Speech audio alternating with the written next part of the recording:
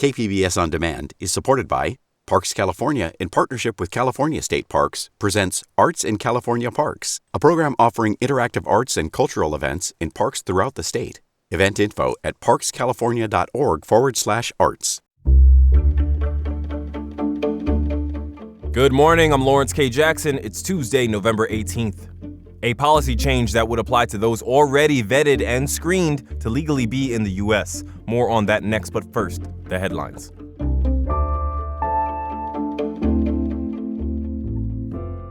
University of California medical workers say their pay has not kept pace with the cost of living. Today is the second day of a statewide strike.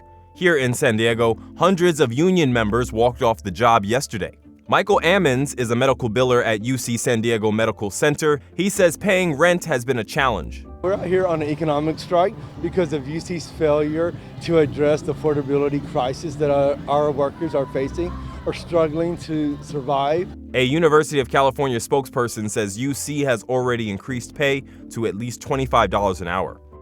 The San Diego sector of the Border Patrol has a new leader with San Diego roots. Justin M. De La Torre has been with the agency for 25 years, starting at the Imperial Beach Border Patrol Station. He previously served as Chief Patrol Agent of the Yuma, Arizona sector and says it's an honor to return to the sector where his career began. As expected, we received a good amount of rain over the weekend. Saturday alone saw about a quarter inch more of rain than the city of San Diego averages for the entire month of November. A weaker Pacific storm moved in yesterday evening. It will bring isolated showers that are expected this evening and into Wednesday. There is also a third system predicted to begin by late Thursday or Friday and bring with it even more rain. From KPBS, you're listening to San Diego News Now. Stay with me for more of the local news you need.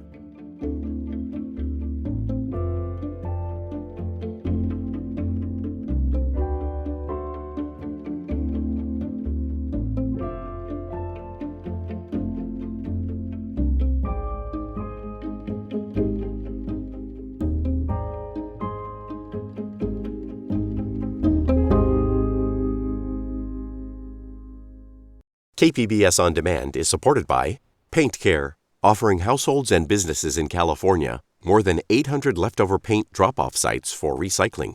Quantities of 100-plus gallons of paint may qualify for a large volume pickup. Learn more at paintcare.org.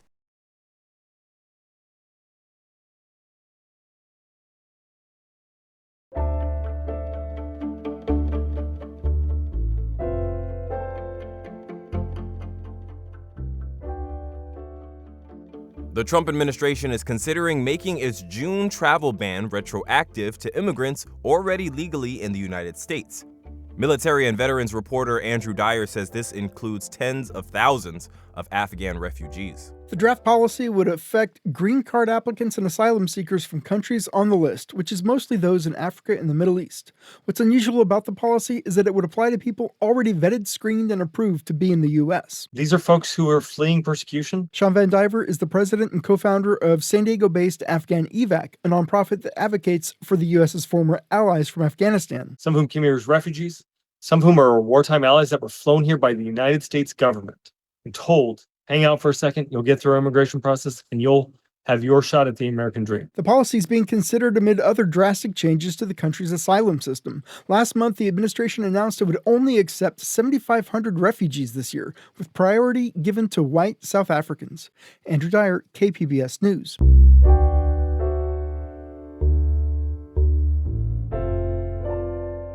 Earlier this year, the Pacific Legal Foundation filed a lawsuit against UC San Diego over a scholarship fund for Black students. The Black Alumni Scholarship Fund was meant to raise enrollment and graduation rates for Black students. After a recent settlement, the scholarship has been renamed and is open to all qualified applicants, regardless of race. Kiara Bridges is a professor of law at UC Berkeley. She spoke with KPBS Midday Edition host Jade Hindman. So this right-leaning organization argued the lack of access to the scholarship is an example of institutionalized racism. How would you define that term, and would you apply it here? So, institutional racism, as scholars have come to conceptualize the term, refers to race neutral institutional processes that nevertheless reinforce, reconfirm, reinstitute racial hierarchy. And so your question to me was, would I apply the concept of institutional racism to this scholarship that was open only to Black students at UC San Diego? And my answer would be no, for a couple of reasons. One, institutional racism refers to race neutral processes. And so this scholarship had race on its face. It was only open to Black students or Black applicants. And so it's not race neutral in the way that we conceptualize institutional racism within the academy.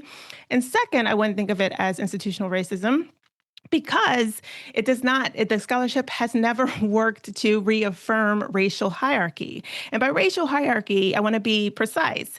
I'm referring to a system in which white people as a group are doing much better than non-white people as a group. And by better, I mean in terms of lifespan, I mean in terms of income, in terms of wealth, in terms of the ability to avoid the criminal legal system, whether that's policing or prisons. I mean the ability to survive childbirth, which is what I work on. I work on maternal mortality and morbidity. And, Black folks are dying at 3 to 4 times the rate as white folks. And so when I'm talking about racial hierarchy, I'm talking about a system in which non-white people are not doing as well as white folks. And so to the extent that this scholarship was designed to interrupt those processes that make that true, I would not describe it as participating in institutional racism. Instead, I would describe it as challenging institutional racism. And so to the extent that the plaintiffs want to describe the scholarship as institutional racism, it's like we're in the upside down, where it's topsy-turvy, but it's also consistent with this colorblind logic, which ignores racial hierarchy and instead says that we just need to ignore race and act like race doesn't matter in our present sociopolitical circumstances. Do you think the misunderstanding of this term is intentional? Absolutely. Yeah. Yes. Okay. No, so the reason why I answered your question so quickly, one of two things. One, I could be wrong and they don't know what institutional racism is. They don't know what structural racism is. And so they're just going to misuse the term out of ignorance. But more likely, I believe they understand how these terms have been used, again, for well over half a century, and they are co-opting the term, they're reformulating the term in order to make it mean things that it hasn't meant, but it can accomplish political ends. And the political end that they're using this term to accomplish is colorblindness in a society in which race and color matter very much. So how do the questions at the heart of this case mirror the attacks we're seeing toward anti-racism initiatives and diversity, equity, and inclusion programs nationwide? This case is really just an example of the broader efforts, in society to make institutions and make individuals ignore the fact that race matters. And so this attack on this, scholarship at UC San Diego is just a piece with that. So UC San Diego now has to pretend that these race-based barriers don't exist, and now open the scholarship up to everyone as if everyone is facing the same barriers. That was UC Berkeley professor of law Kiara Bridges speaking with KPBS Midday Edition host Jade Hindman.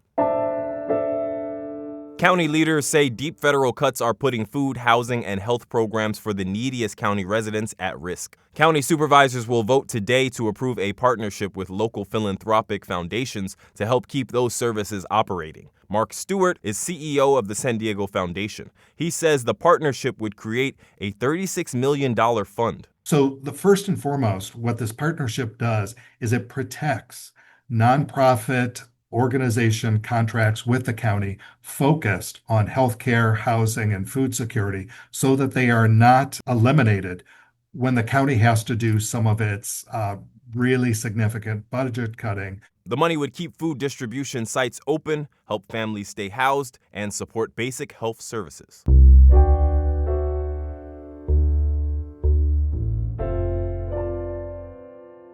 This Saturday, the Comic-Con Museum not only has exhibits on Doctor Who and luchadors, but also offers a pair of panels to enlighten you about Marvel's Daredevil and comics in many forms. Arts reporter Beth Accomando has this preview.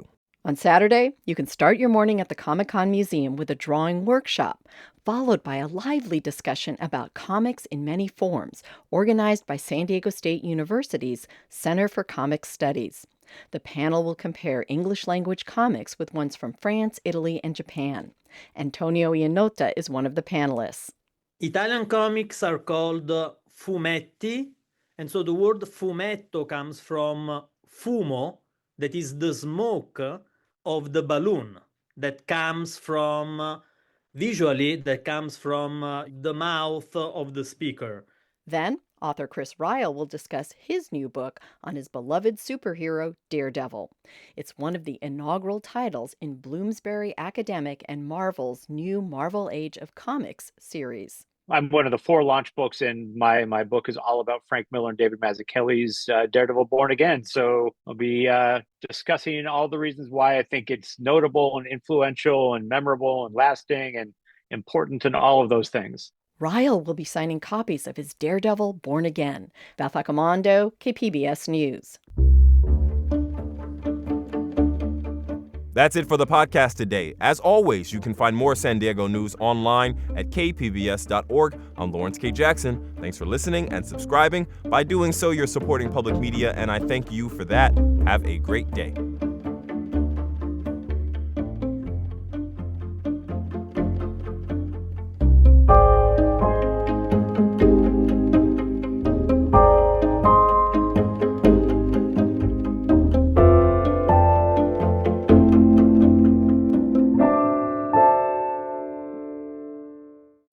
I'm Kinley Walsh-Lawler, President and CEO of Parks California.